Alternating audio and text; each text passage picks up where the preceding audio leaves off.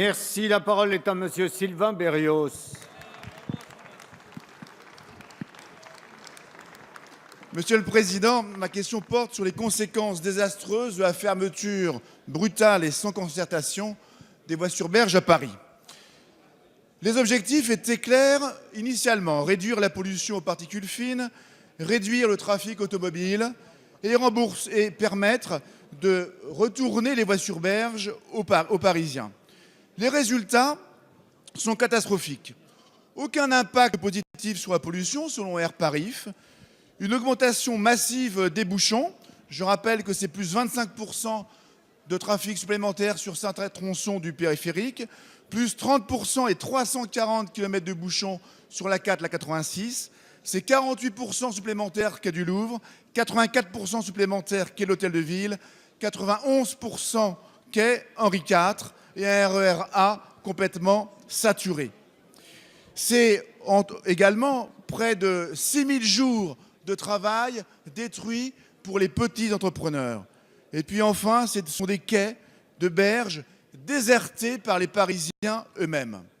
Pourtant, c'est sur la foi de ces résultats calamiteux, désastreux, que le maire de Paris a décidé de la fermeture de l'axe ouest-est, c'est-à-dire la rue de Rivoli.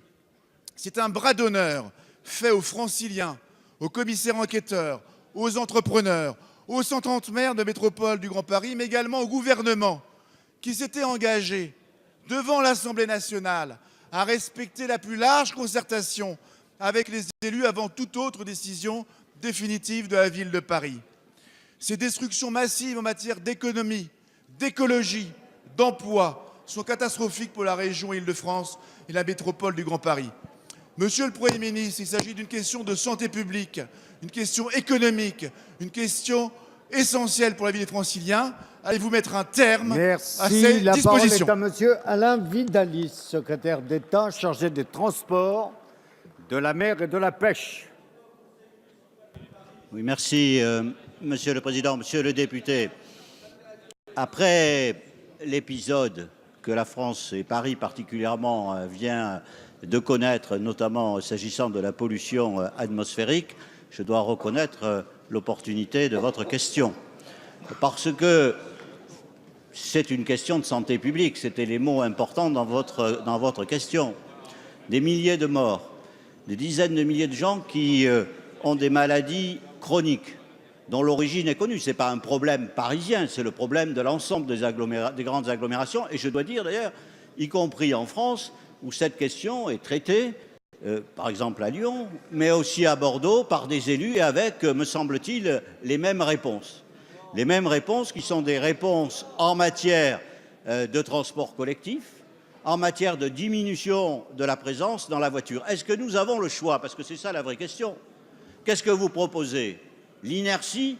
Renvoyer le problème à demain? Mais les maladies n'attendent pas, la pollution n'attend pas. Cette question, elle est devant nous.